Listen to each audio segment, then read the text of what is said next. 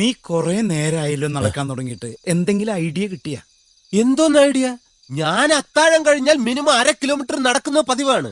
പക്ഷെ ഈ റൂമിൽ അതിനുള്ള സ്പേസ് ഇല്ല, അതുകൊണ്ട്. അല്ല രാജേന്ദ്ര, നീ നിന്റെ പോലീസ് ബുദ്ധി ഉപയോഗിച്ച് രക്ഷപ്പെടാനുള്ള തന്ത്രം വല്ലതും ആലോചിക്കാന്നല്ലേ ഞങ്ങൾ വിചാരിച്ചത്. പാതിരാത്രി 12:30 മണിക്കാണ് തന്ത്രം. ഒരു 8-8:30 മണിക്ക് മുമ്പായിരുന്നെങ്കിൽ ആവശ്യം പോലെ തന്ത്രം ഞാൻ തന്നേനെ. ഇപ്പൊ തന്ത്രം പണിയുന്ന ഞരമ്പുകളെല്ലാം ഉറങ്ങിക്കാണും.